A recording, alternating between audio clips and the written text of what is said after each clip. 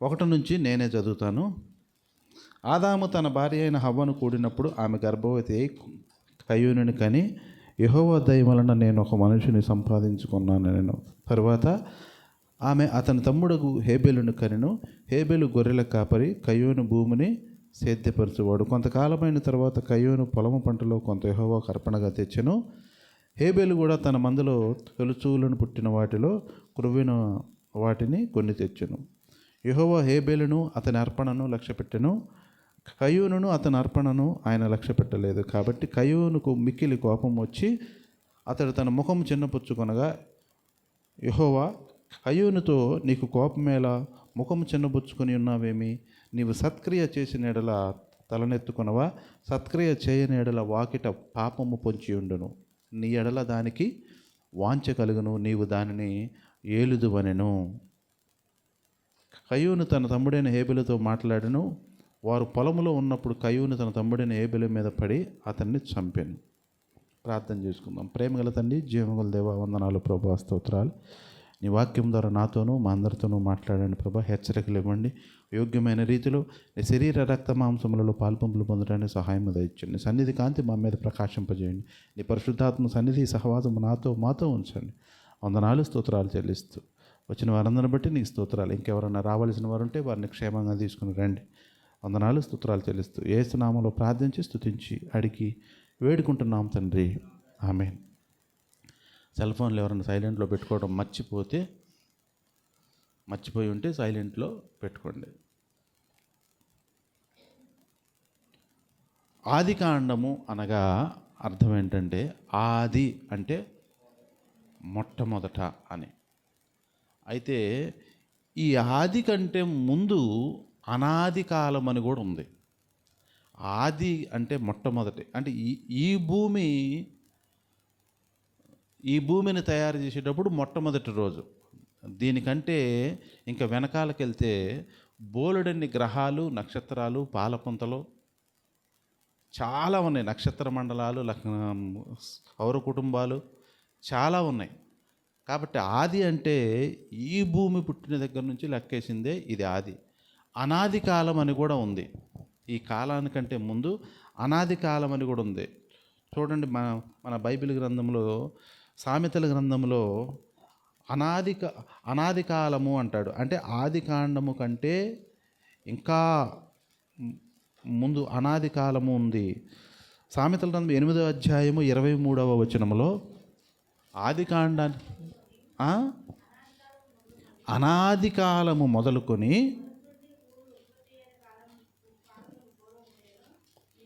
ఆ భూమి ఉత్పత్తి అయిన కాలమున పూర్వము నేను నియమింపబడుతున్నా. ఎప్పటి నుంచో ఉంది ఆది కాండం. అంటే ఇదే కాదు, ఈ భూమి పుట్టి ఈ ఆది అని రాసి ఇప్పటికీ 6000 సంవత్సరాలు దాటింది అది. అంతేగాని అంతకుముందు ఎప్పటి నుంచో ఉంది. ఈ మాట పాత నిబంధనలే కాదు, యెషయా గ్రంథంలో ఉంది. అలాగే కీర్తనల గ్రంథంలో అనాది కాలం గురించి రాయబడింది. అలాగే అపోస్తుల కార్యాల్లో అపోస్తులైన పౌలు కూడా అనాది కాలం అనేది ఒకటి ఉందని చెప్పబడింది. అలాగే రోమిలికి రాసిన పత్రికలో, తీతు పత్రికలో ఇవన్నీ చాలా ఉన్నాయి. అనాది కాలం అనే మాట ఎప్పటి నుంచో చెప్తూనే ఉన్నారు భక్తులందరూ కూడా. మన బైబిల్లో కూడా రాయటం జరిగింది. కాబట్టి ఇప్పుడు మనం చూసుకుని ఈ ఆది కాండము అంటే ఈ భూమి మొదలుపెట్టి దగ్గర నుంచి ఇవి 66 పుస్తకాలు. ఆర్సిఎం బైబిల్లో అయితే 72 పుస్తకాలు ఉన్నాయి. 72 పుస్తకాలు ఉన్నాయి. ఇందులో 66 పుస్తకాలు ఉన్నాయి. ఇప్పుడు ఈ ఆది కాండములో ఆదాము, హవ్వ, వాళ్ళిద్దరికి పుట్టిన కయ్యూను, హేబెలు, వీరి గురించి మనం మాట్లాడుకుంటున్నాం. ఈ కయ్యూను ఏం చేశాడంటే, ఇప్పుడు ఇంతకీ ఆదాము తన భార్య అయిన హవ్వను కూడినప్పుడు ఆమె గర్భవతి కుమారుని కని, యెహోవా దయ వలన నేను ఒక మనిషిని సంపాదించుకున్నానెను. అంటే దేవుడి దయ వల్ల నాకు ఒక కుమారుడు పుట్టాడు అని అనుకుందంట. దేవుడి దయ వల్ల నాకు దేవుడు ఒక కుమారుడిని ఇచ్చాడు అనుకుంది. దేవుడు ఒక కుమారుణ్ణి ఇచ్చాడు.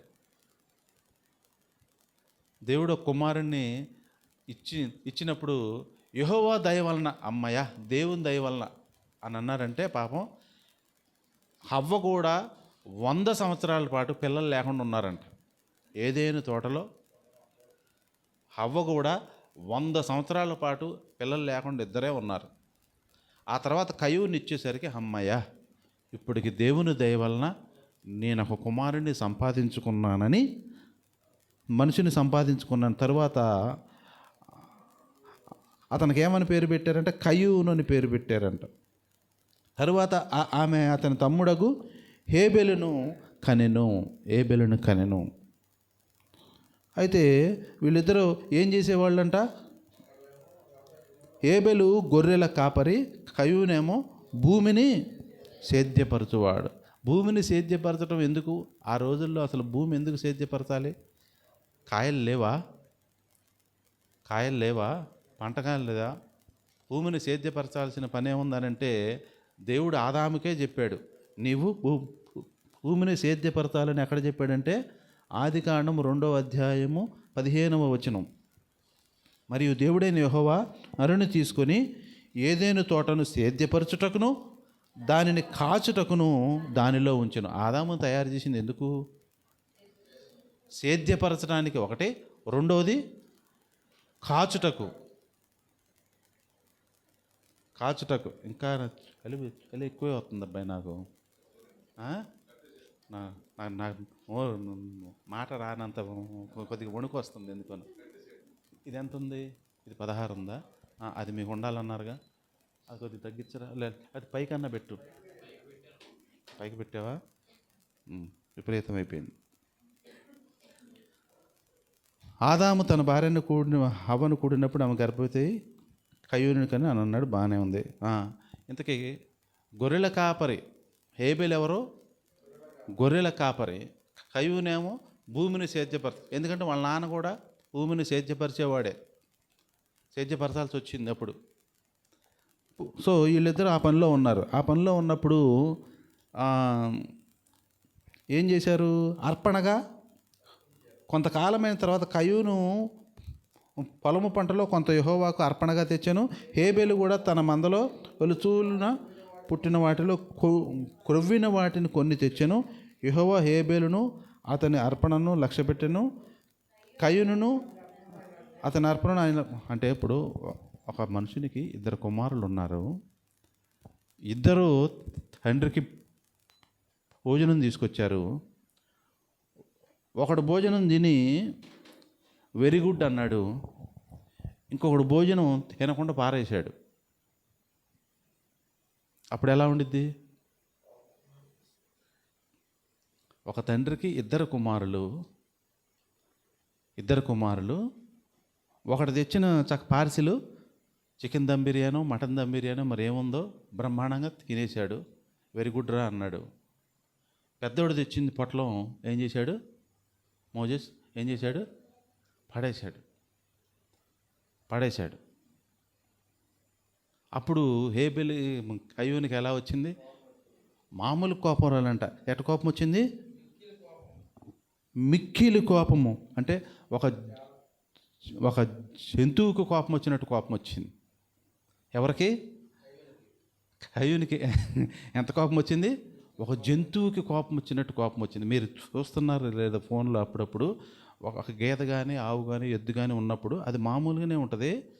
ఎవరన్నా కనపడ్డప్పుడు ఎట్ట పొడి చంపిద్దో చూసారా?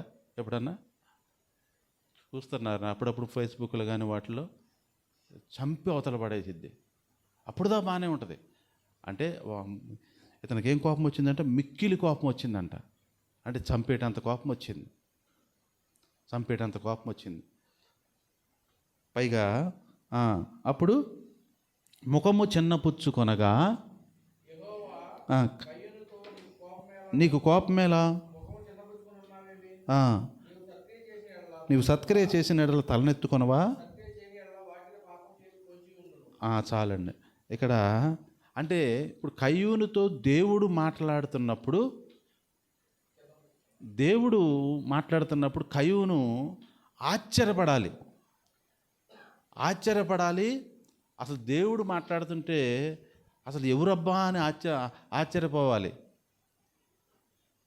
యోహాను పద్మాసు దీపంలో పరమాసనే ఉన్నప్పుడు దేవుడు పైకి వచ్చి కనపడినప్పుడు నేను చచ్చిన వారు అని పడిపోయి ఉన్నాను అన్నాడు. దేవుడు కనపడితే ఏమవ్వాలి? అసలు అదురుకొని దడుచుకొని కింద పడి ఏమో అవ్వాలి. కానీ కయ్యూని ఏమన్నాడు? కయ్యూనితో దేవుడు ఏమన్నా ఒక మానవుడు ఒక మామూలుగా ఫేస్ టు ఫేస్ మాట్లాడుతున్నట్టు మాట్లాడతాం. అంటే అర్థం ఏంటంటే ఆనాడు ఆ కయ్యూనితో అదే మొట్టమొదటిసారి కాదు, చాలాసార్లు. నువ్వు కూడా చేతులు కట్టుకోండి. చలి ఎక్కువైందా లేకపోతే ఏమైనా ఆరోగ్యం బాగలేదా? మొట్టమొదటిసారే కాదు, అంటే అలవాటు అన్నమాట. దేవుడు మాట్లాడుతూనే ఉన్నాడు. దేవుడు కయ్యూను వీళ్ళందరూ మాట్లాడుకుంటూనే ఉండబట్టే అంత సాదాగా మాట్లాడుకుంటున్నారు, అంత సాదాసీదాగా మాట్లాడుకుంటున్నారు. ఏమని? యెహోవా కయ్యూనుతో నీకు కోపమేలా, ముఖము చిన్నబుచ్చుకుని ఉన్నావేమి, నీవు సత్క్రియ చేసిన ఎడల తలనెత్తుకొనవా, సత్క్రియ చేయని ఎడల వాకిట పాపం పొంచి ఉండును, నీ ఎడల దానికి వాంఛకలను నీవు దాన్ని ఏలుదువు అనేను. కయ్యూను తన తమ్ముడైన ఏబెలుతో మాట్లాడాను. అది అయిపోయిన తర్వాత మరలా దేవుడు 9వ వచనంలో మళ్ళీ మాట్లాడాడు. అంటే ఈ లోపల కొంతకాలం అయిపోయింది, 4 రోజులు అయిపోయిందో 5 రోజులు అయిపోయిందో, మరి వీళ్ళిద్దరు పొలానికి వెళ్ళారు. మళ్ళీ యెహోవా అంటున్నాడు, నీ తమ్ముడైన ఏబెలు ఎక్కడున్నాడని కయ్యూనుని అడగగా అతడు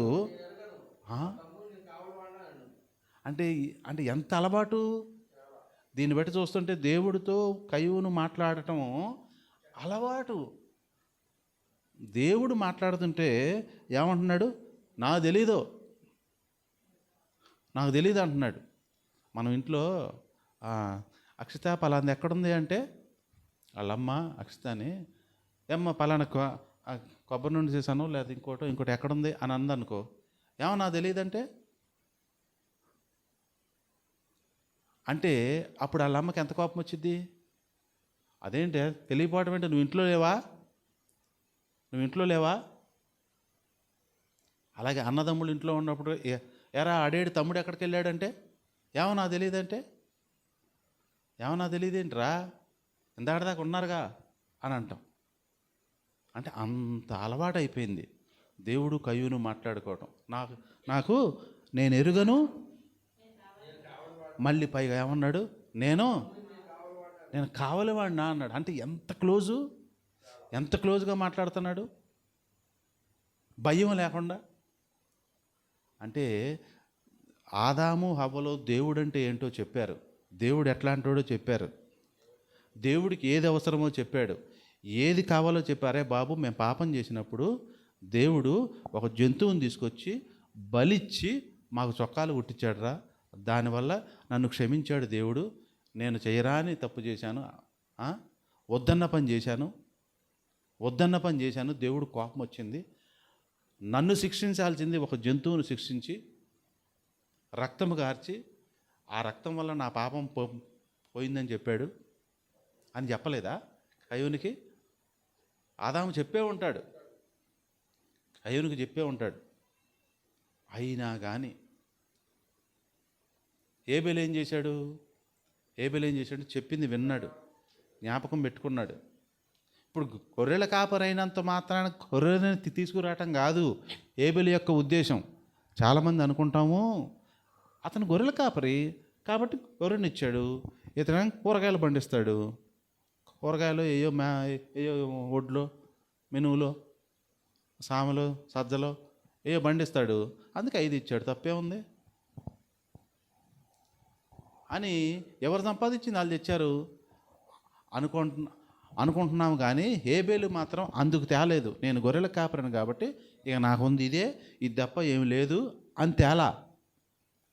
ఏమని తెచ్చాడంటే, మనము పాపులము, దేవుడు మా నాన్న తప్పు చేశాడు, ఆ పాపం మా అందరిలో జీర్ణించుకుపోయింది కాబట్టి రక్తము చిందిస్తే కానీ దేవుడు శాంతిపరుస్తాడు, అందుకు గొర్రెను తీసుకొచ్చి బలిచ్చాడు. ఇదే తాత్పర్యం కయ్యూనికి కూడా ఉండాలి. అరే బాబు నాకు ఒకటి ఇవ్వరా గొర్రెని నేను కూడా ఇస్తానంటే ఇవ్వడా? ఏబెలు ఇవ్వడా? ఇదివరకు డబ్బులు లేవు తెలుసా మీకు? పాతకాలంలో డబ్బులు లేవు. నేను ఒడ్లు పండిస్తే నేను ఒక 10 కిలోలు వాడికిస్తే వాడేం చేసేవాడు, వాడేదో సజ్జలు పండిస్తే వాడు 10 కిలోలు మనకిచ్చేవాడు. అట్ట మార్పిడి అలాగే అయ్యేది. కానీ అసలు కయ్యూనికి ఆ ఉద్దేశమే లేదు. ఉద్దేశం ఉంటే ఇలాగే చేస్తాడు, ఆ ఉద్దేశమే లేదన్నమాట. కాబట్టి సత్క్రియ చేసిన ఎడల తల ఎత్తుకోవా అని అన్నాడు. సత్క్రియ అంటే ఏంటి? మంచి పని. నీ ముఖము చిన్నబుచ్చుకున్నావేంటి అంటే ఇన్సల్ట్ అయిపోయాడు. ఎందుకు ఇన్సల్ట్ అయ్యాడు? తమ్ముడు బలిని అంగీకరించాడు దేవుడు. ఇప్పుడు అర్పణ అర్పించేటప్పుడు బలిపీఠం కట్టి దాని మీద గొర్రెను వధించి అక్కడ పెడితే దేవుడు అంగీకరించినట్టు గుర్తు ఏంటి చెప్తారు ఎవరన్నా? నీ బలిని దేవుడు అంగీకరించాడని చెప్పడానికి గుర్తు ఏంటి? ఎస్, పైనుంచి అగ్ని వచ్చింది. మరి ఇతను కూడా ఏం చేశాడు? కయ్యూను ఏ వడ్ల గింజలో, ఏ వంకాయలో, ఏ బెండకాయలో పెట్టాడు. వాటికి అగ్ని రాదు, వాటికి అగ్ని రాదు. అది తెలియట్లేదా? కయ్యూనికి తెలుసు. ఆదాము చెప్పకుండా అయితే ఉండలేదు, అన్నీ చెప్పాడు, బుద్ధులు చెప్పాడు, నేర్పాడు. అర్పణ కూడా ఒక్కొక్కరికి 30 సంవత్సరాలు దాటిన తర్వాతనే అరే మీరు బలి అర్పించాలని చెప్పాడు. 30 సంవత్సరాలు దాటిన తర్వాత నీ బలి అంగీకరించబడుద్ది అని చెప్పాడు. 30 సంవత్సరాలు అయింది. ఎందుకని చెప్తున్నాను నేను 30 సంవత్సరాలు అయింది హేబెలు కయ్యూనికి అని అంటే, అప్పటికి కయ్యూని హేబెలుకి చనిపోయిన తర్వాత మళ్ళీ ఆదాముకు పుట్టినప్పుడు, షేతు పుట్టినప్పుడు ఆదాము వయస్సు 130 సంవత్సరములు అని ఉంది. అంటే ఈ కయ్యూనికి హేబెలుకి 30 ఏళ్ళు వచ్చి ఉంటాయి. వాళ్ళు చచ్చిపోయిన తర్వాత మళ్ళీ షేతు పుట్టాడు కాబట్టి 130. అంటే అప్పుడు ఆదాముకి ఎన్ని సంవత్సరాలు? 130. మరి హేబెలు కయ్యూను పుట్టక ముందు ఆదాము వయస్సు 100 సంవత్సరాలు.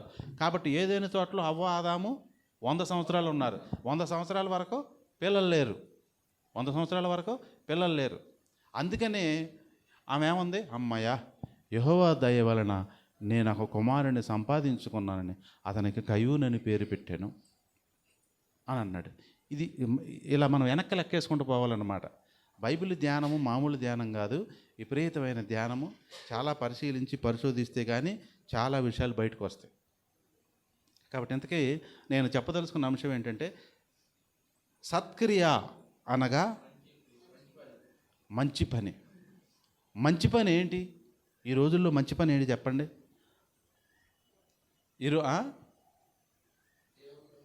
సువార్త చెప్పటం. అంతకంటే మంచి పని రెండోది లేదు.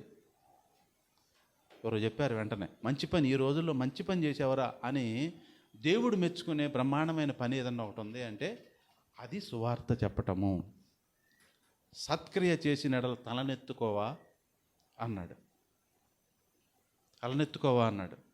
కాబట్టి సత్క్రియ అంటే దేవుడు నిన్ను శబాష్ అనాలన్నా, నీ అర్పణ అంగీకరించబడాలన్నా మనం చేయాల్సిన మొట్టమొదటి పని ఏంటంటే సత్క్రియ అనగా మంచి పని. ఆ మంచి పని దేవుని దృష్టిలో బ్రహ్మాండమైన పని.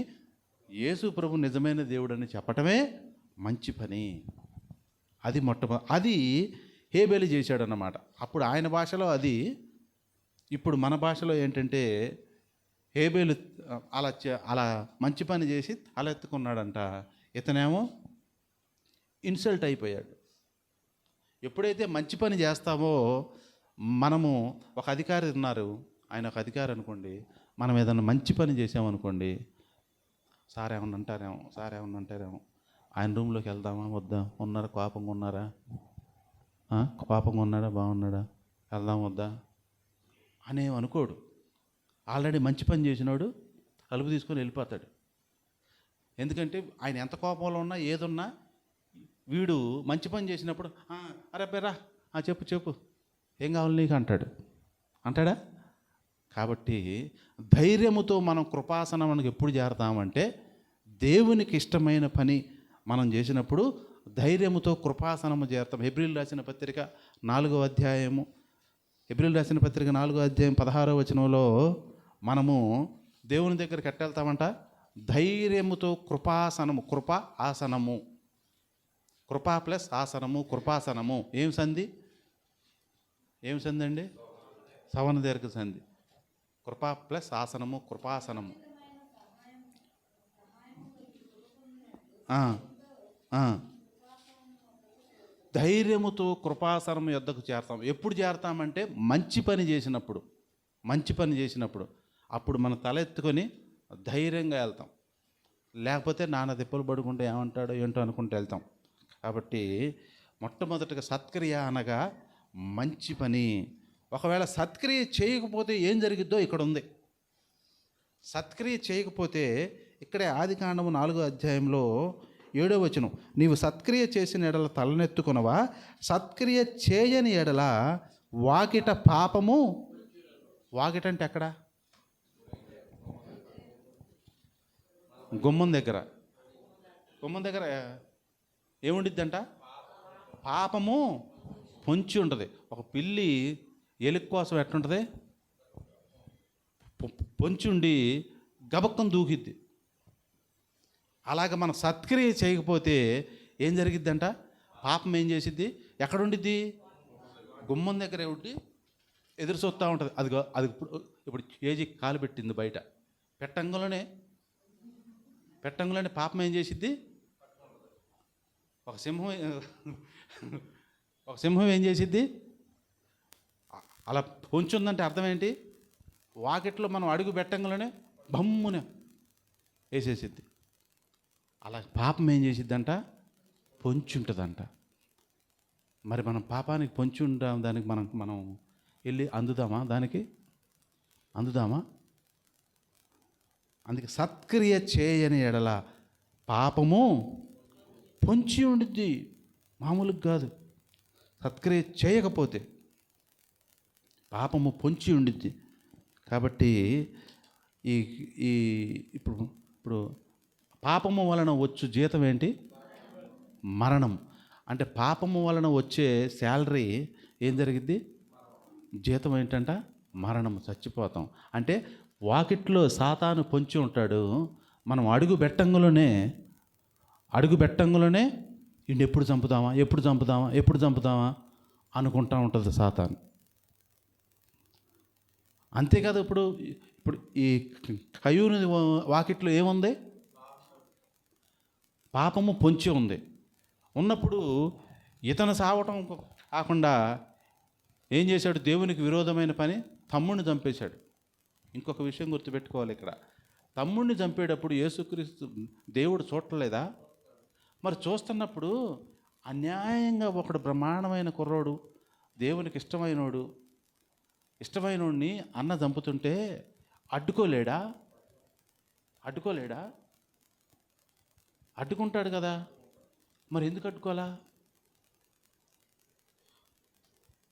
నేను దేవునికి ఇష్టంగా ఉన్నాను అనుకోండి, నేను అలా మెయిన్ రోడ్డు మీద వెళ్తా ఉన్నా, ఒక టిప్పర్ వచ్చేస్తుంది స్పీడ్గా. దేవుడు నన్ను అడ్డుకుంటాడని వెళ్తే, దేవుడు నన్ను అడ్డుకుంటాడు, నేను ఇష్టంనే అని చెప్పి వెళ్తే కుదరదు. కాబట్టి దేవుడు కొన్ని చూస్తూ ఊరుకుంటాడు. అంటే ఒక మనిషి చావు దేవునికి ఏమంత పట్టింపు ఉండదు. వాడి యొక్క ప్రవర్తన మీద పట్టింపు ఉంటుంది.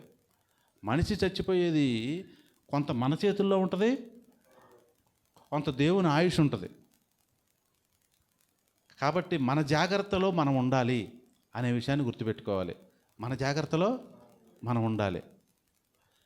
సరే, ఏబేలు జాగ్రత్తలో ఉన్నాడో లేడో, ఇతను వచ్చి ఏం చేశాడు? తమ్ముడిని చంపేశాడు. ఆ తర్వాత ఇతను ఏమయ్యాడు? దేశదిమ్మరైపోయాడు.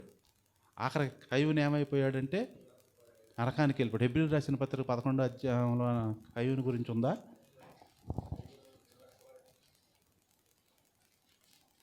కయ్యూని గురించి హెబ్రీ పత్రికలో ఉందా? 11:4 ఉంది, అలాగే యోధాలో ఉంది, అలాగే 1 యోహాను 3:12 శ్రేష్టమైన బలి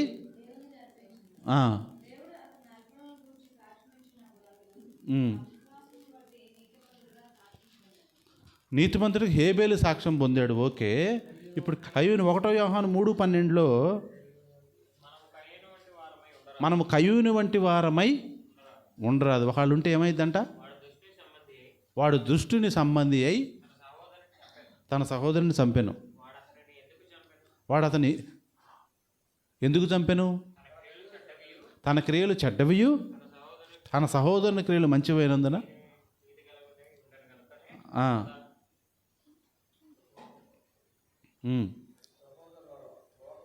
ఓకే ఉండండి. కాబట్టి కయ్యూని వంటి వారమై ఉండరాదు అంటే మనకి అసూయ అనేది మనకొద్దు అని చెబుతూ ఉన్నాడు. ఆఖరికి ఇతను ఏమైపోయాడంటే దేశదిమ్మరైపోయాడు, నరకానికి పాత్రుడైపోయాడు. కారణం ఏంటంటే సత్క్రియ చేయలేదు. సత్క్రియ చేయని ఎడల వాకిట పాపము పొంచుంది, ఆ పాపము పరిపక్వమై మరణాన్ని కనింది. మరణం కంటే నరకానికి వెళ్ళిపోయాడు. కాబట్టి సత్క్రియ అనేది చాలా ముఖ్యము. సత్క్రియ చేయటం అనేది చాలా అవసరము, దేవునికి ఇష్టమైన పని. ఇంకొకటి అన్నాడు, సత్క్రియ చేయకపోతే ఇప్పటికి ఎన్ని నష్టాలో చెప్తున్నా. ఒకటి మనం ఇన్సల్ట్ అవుతాం, ఒకటేంటి ఇన్సల్ట్ అవుతాము, ఇంకొకటేమో వాకిట పాపము పొంచుంటుంది. మూడోది చూడండి, నీ ఎడల దానికి వాంచగలుగును నీవు దానిని ఏలుదువు. అంటే నీ ఎడల దానిని అంటే దేన్ని? పాపమునకు వాంచగలుగుద్దంట. వాంచ అంటే ఏంటంటే కోరిక. ఉదాహరణకి ఆదికాండము 3:16 ఏముంది? 3:16 ఏముంది?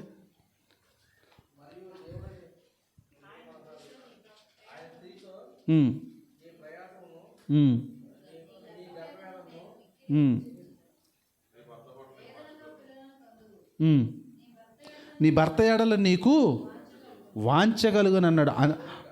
అంటే ఏంటని చెప్పడానికి నేను చెప్తున్నాను అనమాట. వాంచగలగటం అంటే ఏంటంటే నీ భర్త ఎడల నీకు వాంచగలుగునంటే నీకు కావలసిన సమస్తము భర్త ఇస్తాడు. నీ కోరికలన్నీ ఎవరు తీరుస్తాడంటే భర్త తీరుస్తాడు. అలాగే ఇప్పుడు ఈ కయ్యూని కోరికలన్నీ ఎవరు తీరుస్తారు? అది ఆ పాయింట్ చెప్పడానికి చెబుతున్నాను నేను. కయ్యూని కోరికలన్నీ ఎవరు తీరుస్తారు? భార్య కోరికలన్నీ భర్త తీర్చాలి అని అక్కడ చెప్పాడు. అది మనం అర్థమవటం కోసం దాన్ని చెప్పాను. ఇప్పుడు కయ్యూని కోరికలన్నీ ఎవరు తీరుస్తారంటే పాపము తీర్చిద్ది అంటే సాతాను తీర్చిద్ది. ఇప్పుడు వీడి కోరిక ఏముంది? ఇన్సల్ట్ అయ్యాడు. ఇన్సల్ట్ అయ్యేసరికి తమ్ముడి మీద బహుకోపం వచ్చింది, విపరీతమైన కోపం వచ్చింది. కోపం వచ్చిన తర్వాత ఇక నెక్స్ట్ పాపం పొంచి ఉండి ఏముంటుంది? కానీ నువ్వు చేసే పని కానీ అంటాను. అంటే పాపానికి దాసుడైపోయి పాపం ఏది చెప్తే అది చేశాడు. పాపం చంపేయమందే చంపేశాడు. వాంచగలగటం అంటే అది. సో కాబట్టి ఇదంతటికీ కారణం ఏంటంటే సత్క్రియ అంటే మంచి పని. ఈ లోకంలో మంచి పని ఏదన్నా ఉందంటే అది సువార్త చెప్పటము, బైబిల్ చదవటము, ఆరాధనకు రావటం, ప్రార్థన చేయటం. ఇంతకు మించిన పని రెండోది లేదు. అంటే మిగతా అన్నీ వేస్ట్ కాదు, అవసరమే అవి కూడా. కానీ మంచి పని ఉన్నట్లో ది బెస్ట్ ఏది అని అంటే సువార్త పని చేయటం, దేవుని యందు భయభక్తులు కలిగి ఉండటం. ఇది హేబేలు చేశాడు. సత్క్రియ అంటే అది. ఇది హేబేలు చేశాడు. కాబట్టి నీ ఎడల వాంచగలుగుద్ది అని చెప్పాడు. ఇక ఈ కయ్యూను ఏం చేశాడంటే పాపము నుండి విడిపోలేని ఒక తెంచుకోలేని బంధం ఏర్పరచుకున్నాడు. ఇక తప్పదిక. ఎందుకంటే వాకిట్లో ఏముంది? పాపం పొంచి ఉంది. ఇక అందులో పడిపోయాడు, ఆ బంధకంలో పడిపోయాడు. ఆ బంధకంలో పడి ఇక ఏం చేయలేడు. కానీ దేవుడు ఒక మంచి అవకాశం ఇచ్చాడు. ఏం అవకాశం ఇచ్చాడంటే బలి అర్పణ ద్వారా క్షమించబడుతుంది అనే సంగతి తెలుసా లేదా? కయ్యూనికి తెలుసు. ఏంటి అందరికి కలిపడుతుందా ఏమ్మా? నువ్వేం దుప్పటి కప్పుకున్నావు? ఏం జరిగింది? కయ్యూను నేను ఇంత చేసినా సరే నా పాపం పోయిద్ది అనే సంగతి కయ్యూనికి తెలీదా? తెలుసు. అయినా సరే అలాంటి పాప క్షమాపణకి రావట్లా, పాప క్షమాపణకి రావట్లా. దేవుడు అవకాశం ఇస్తున్నాడు, అవకాశం ఇచ్చినా కానీ రావట్లా. రెండోది, హేబెలు ద్వారా హేబెలు అర్పణ అంగీకరించబడిందిగా. పోనీ ఈసారి నేను ఇద్దాం, అయిపోయింది ఏదో అయిపోయింది అని కూడా అనుకోలేదు, ఇంకొక పాయింట్ ఏంటంటే, దేవుడే స్వయంగా మాట్లాడుతున్నాడు. నీవు తలెత్తుకోవా అంటే, నీవు అతిక్రయ చేసిన తలెత్తుకోవా అంటే, ఇకనన్నా ఎత్తుకోరా, పోనీ అతిక్రయ చేసి ఇప్పుడన్నా తలెత్తుకో అనే ఒక అవకాశం ఇస్తున్నాడు దేవుడు. అలా కూడా అవకాశం ఇస్తున్నాడు. నీ వాకిట పాపము పొంచి ఉందని కూడా చెప్పింది. ఈ మాట చెప్పింది ఎవరు? దేవుడే చెప్పాడు. ఏమని చెప్పాడు? ఎవరికి చెప్పాడు? క్లియర్గా కయ్యూనికే చెప్పాడు. నీ వాకిట పాపం పొంచి ఉందరా బాబు, జాగ్రత్త అని చెప్పాడు. పోనీ అప్పుడైనా హత్య చేయాలిగా, అప్పుడైనా అమ్మ నాన్న దగ్గరికి వెళ్ళి, మరి నాన్న మరి ఇలాగ అయిపోయింది పరిస్థితి అని అప్పుడైనా. ఎన్ని అవకాశాలు ఇస్తున్నాడో దేవుడు, చాలా అవకాశాలు ఇస్తున్నాడు. సత్క్రియ చేయకపోవడం వల్ల వచ్చే నష్టం ఏంటో కూడా చెప్పాడు దేవుడు. అవునా? జాగ్రత్త, పాపం పొంచి ఉంటుంది, నీకు ఇబ్బంది కలుగుద్దిరా, నువ్వు నాకు దూరం అయిపోతావు అని ఎన్ని చెప్పినా అతను వినకపోగా తమ్ముడిని చంపి ఇక అతని పని సంపూర్తి చేసుకున్నాడు. అతను అనుకున్న పని సంపూర్తి చేసుకున్నాడు. అంటే మనకు పుట్టిన కోరిక పాపం ఏం చేసిద్దంటే ఇంకా ప్రేరేపించి బలంగా అది చంపేదాకా తెస్తుంది. కాబట్టి వీటన్నిటిని బట్టి మనం, దేవుడు మనకు అవకాశం ఇస్తున్నా కానీ, దేవుడు కయ్యూనికి అవకాశం ఇస్తున్నా, ఇదిగోరా ఇదిగో ఇకనన్నా అంటుంటే ఏమి లెక్క చేయట్లా. ఈనాడు విశ్వాసులమైన మనం కూడా దేవుడు మనకు ఎన్నో అవకాశాలు ఇస్తున్నాడు. మనం అలా బజార్కి వెళ్ళి వస్తున్నాం, ఊరినే వస్తున్నాం అనుకున్నావా? దేవుడు కాపుదలు లేకుండా వస్తున్నావా? ఇది అవకాశం కాదా? నేనైతే అట్టే అనుకుంటా. ఏ రోజున పొద్దున్నే చూసుకొని ఓకే, ఈరోజు మనకు ఆయుష్ ఇచ్చాడు దేవుడు అని అనుకుంటాం. దేవుడు ఇచ్చిన అవకాశం కాదా? ఒకసారంట ఒక పిల్లిని, ఈ పేరేంటి, సౌజన్య అంత అమ్మాయి ఒక చిన్న పిల్లిని పెంచుకుంటుందంట. మా ఇంట్లో కూడా ఒక పిల్లి ఉంది ఆ మధ్య, సింగపూర్ లాంటి పిల్లి. అలా పెంచుకుంటా ఉందంట. పెంచుకుంటా చక్కగా ముద్దుగా. మొన్న ఇక్కడ మా ఫ్రెండు ఆర్టీసీ డ్రైవర్ వాళ్ళ ఇంట్లో కుక్క చచ్చిపోతేనంట 3 రోజులు అన్నం తినక తెగ ఏడ్చారంట. కుక్కను పెంచుకొని ప్రేమ అంత బంధం అన్నమాట. తెగ ఏడ్చారంట. ఉన్నారు కదా అట్లాంటి వాళ్ళు, ఉన్నారు. పామును పెంచుకున్న వాళ్ళు ఉన్నారు, తెలుసో లేదు మీకు? ఇంట్లో పామును పెంచుకుంటున్నారు. చాలా ఉన్నాయి. కొండశిలువలు పెంచుకుంటున్నారు. దానికి స్నానం చేపిస్తున్నాడు వాడు కొండశిలువకి, మీకు తెలుసో లేదో, చూసా నేను. సబ్బు పెట్టి స్నానం చేపిస్తున్నాడు. అసలు ఫేస్బుక్ తెరిస్తే ఉంటుంది అవన్నీ. కాబట్టి పిల్లిని పెంచుకుంటున్నారంట ఒక అమ్మాయి. అది ఆ పిల్లిని కుక్క చూసి ఎమ్మడబడిందంట. ఎమ్మడబడితే పరిగెత్తి అది పుసుక్కుని బావిలో పడిందంట. పడింది పిల్లి. అప్పుడు సౌజన్య ఏం చేసింది, బకెట్కు చుట్టుపక్కల పిలిచి బకెట్కి తాడు కట్టి దింపి ఆ పిల్లి వైపు బకెట్ని ఇట్ట అంటుందంట తాడుని. మేము చిన్నప్పుడు బావిలో బకెట్ పడిపోయిద్ది. పడిపోతే ఒక గాలం ఉండేది, ఇనప గాలం. దానికి 5-6 కుక్కలు ఉండేవి. దాన్ని దింపి నీళ్ళని ఇట్ట గిండ్రంగా దింపితే ఆ తాడేదో పట్టుకునేది అది. లేకపోతే ఒక్కోసారి బకెట్ కొనే పట్టుకునేది. దాన్ని పట్టుకొని నెమ్మదిగా లాగడం. అవునా? ఇది గుర్తుంది అందరికీ? ఏది కొట్టుడు పంపులు లేనప్పుడు సంగతి అది. ఆ తర్వాత కొట్టుడు పంపులు వచ్చినాయి. ఆ తర్వాత ఇంట్లోకి బాత్రూంలోకి అట్టెళ్ళి ఎట్టంటే వచ్చినాయి. అట్టెళ్ళి ఎట్టంటే మామూలు నీళ్ళు వచ్చినాయి. మామూలు నీళ్ళు కాదు, ఇప్పుడు హాట్ వాటర్ కావాలంటే హాట్ వాటర్ ట్యాప్ తిప్పితే హాట్ వాటర్. అసలు ఎంత సింపుల్ అయిపోయిందో ఇప్పుడు, ఎంత కష్టపడాల్సి వచ్చేదో అప్పుడు. ఆ పిల్లిని ఇట్ట తాడిపెట్టి ఇట్ట అంటుంటే ఆ అమ్మాయి ఆ బకెట్ని చూసి ఆ పిల్లి ఇంకా పిల్లి తడిచిపోయి వెనక్కి వెళ్ళిపోతుందంట. ఈ పిల్ల ఎంత తిప్పలు పడి తిప్పినా కానీ హెల్ప్ చేద్దామని, ఎంత లాగుదామని, బకెట్లో లాగుదామని రాక రాక రాక రాక అది కొట్టుకొని చచ్చిపోయి మునిగిపోయిందంట పెళ్ళి. ఇప్పుడు దీని గొడవ ఎందుకండి? కయ్యూను హేబెలు గురించి చెప్పమంటే అనంటే, దేవుడు మనకి ఎంత అవకాశాలు ఇస్తున్నా కానీ కాపాడటానికి ఎంత సేవ్ చేద్దామన్నా కానీ మనం ఏం చేస్తున్నాం తెలుసా? హ్యాపా ఆ పిల్లి వల్లే మనం ఏం చేస్తున్నాం. కాబట్టి దీనివల్ల మనం నేర్చుకోవాల్సిన విషయం కయ్యూను ద్వారా మనం నేర్చుకోవాల్సిన విషయం ఏంటంటే, దేవుడు ఎంత కయ్యూని సేవ్ చేద్దామని, అరే బాబు నీ వాకిట్లో పాపం ఉండిద్దిరా, నువ్వు ఇన్సల్ట్ అవ్వాల్సిన పని లేదురా. ఒకటి ఇన్సల్ట్ అవ్వాల్సిన పని లేదురా. ఇంకొకటి పాపం ఉండిద్దిరా. మళ్ళీ ఆ పాపానికి నీకు విపరీతమైన బంధం కలిగిద్ది. ఏ బంధము? భార్యాభర్తల బంధం కలిగిద్దిరా బాబు. భార్యాభర్తల బంధం కలిగిద్ది. ఏంటనుకున్నావు అని ఎన్నో గుర్తు చేస్తున్నాడు. అవును ప్రభా, సరే తప్పు అయిపోయింది, సరే నేను నా తమ్ముడు తప్పు అయిపోయింది, క్షమించాను ప్రభా, క్షమించంటే అయిపోయేది పని. దాన్ని అలా చేసుకున్నాడు. కాబట్టి ఈనాటి పాఠము, మన సందేశం ఏంటంటే సత్క్రియ అంటే దేవుని పని తప్ప రెండోది ఏది కూడా దేవుని దృష్టిలో సత్క్రియ కాదు. అదేదో మన జీవనోపాధికి మనం చేసుకుంటున్నాం. అరే నీ జీవనోపాధికి నువ్వు చేసుకుంటున్నావు, వెరీ గుడ్ అని దేవుడు అని అండవు. దేవుని కొరకు నువ్వేం చేస్తున్నావు షబాష్ అంటాడు దానికి. అంతేగాని నేనేదో ఉద్యోగం చేస్తున్నానని షబాష్, అరే నాకు బ్రహ్మాండంగా ఆర్టీసీ డ్రైవర్ ఉద్యోగం చేస్తున్నావు,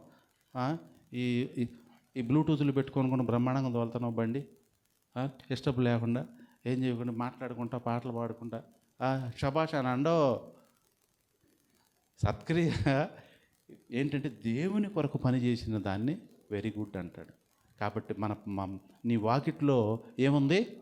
సత్క్రియ చేయకపోతే, ఇది అసలు మెయిన్ మెసేజ్, సారాంశం ఇదన్నమాట. ఈ వాక్యానికి, ఈ మెసేజ్కి సారాంశం ఏంటంటే, సత్క్రియ చేస్తే ఏంటి లాభం, చెయ్యకపోతే ఏమిటి లాభం. ఈ కయ్యూను చేయకపోతే మనకు వచ్చే నష్టం ఏంటి? ఈ కయ్యూను హేబెలు గురించి ఎన్నోసార్లు చెప్పాం, కానీ ఈ విధంగా ఈ కోణంలో ఇప్పుడు మళ్ళా దేవుడు మనతో మాట్లాడుతున్నాడు. కాబట్టి సత్క్రియ మనం ఖచ్చితంగా చేయాలి. అప్పుడే మనల్ని శబాష్ అంటాడు. చెయ్యకపోతే మాత్రం వాకిట్లో పాపం పొంచి ఉంటుంది. మన కాలు బెట్టంగులనే పసక్కన పట్టుకొని వరం లాగిద్ది. ఏం లాగిద్ది? పాపము లాగేసి. మళ్ళీ దాని మామూలు కోరిక కాదంట, భార్యాభర్తలకు ఉన్న వాంఛ కలిగి అట్లా లాగుద్దంట. కాబట్టి ఎంత నష్టమో దేవుడి నాడు మనకు చెప్తున్నాడు. కాబట్టి సత్క్రియ చేసిన తలనెత్తుకోవా. సత్క్రియ చేయలేదు కాబట్టి ఇన్సల్ట్ అయ్యావు. ఇప్పటికన్నా తెలుసుకోరా ఎదవా, ఇప్పటికన్నా తెలుసుకోరా మూర్ఖుడా, ఇప్పటికన్నా తెలుసుకోరా దౌర్భాగ్యుడా అని దేవుడు అని ఉంటాడు. ఎందుకంటే చాలా క్లోజ్గా కయ్యూను, హేబెలు, ఆదాము వీళ్ళందరూ క్లోజ్గానే మాట్లాడుతున్నారు. నువ్వెంత అనేటట్టు ఉన్నాడు కయ్యూను. ఇంకా రాను పోతే నాకేం తెలుసా అంటున్నాడు. తమ్ముడు ఏడరా అంటే నేను కావాలన్నా అంటే ఎంత క్లోజ్నెస్, ఎంత భయం లేని పని. అసలు దేవుడు అంటే అతను పొద్దాక మాట్లాడుతున్నాడు, కానీ దేవుడు అంటే అర్థం కావట్లా. ఈనాడు విశ్వాసులకు కూడా పొద్దాక మనం వస్తున్నాం, పొద్దాక దేవుని చూసుకుంటున్నాం, పొద్దాక బైబిల్ చూసుకుంటున్నాం, పొద్దాక ఎంత గొప్పవాడో మనకు అర్థమవుతుంది. అయినా లెక్కలేనితనం. దీన్ని ఇప్పుడు ఇలా లెక్కలేనితనం వాళ్ళందరినీ మనం ఏమనొచ్చునా? కయ్యూనులు. వీళ్ళంతా ఎవరు? లెక్క లేకుండా ప్రవర్తించేది, భయం లేకుండా ప్రవర్తించే వాళ్ళందరూ ఎవరు? కయ్యూనులు. కాబట్టి మీరు కయ్యూనులు కాకండి. ఇది మెసేజ్ యొక్క హెడ్డింగ్ ఏంటి? కయ్యూనులు కాకండి. అలాగ మనం సరిచేయబడి ఇకనైనా ఆ కయ్యూనులా కాకుండా యోగ్యమైన రీతిలో మనం ఆయన శరీర రక్త మాంసంలో పాలు పంపులు పొందాం. ప్రార్థన చేసుకుందాం.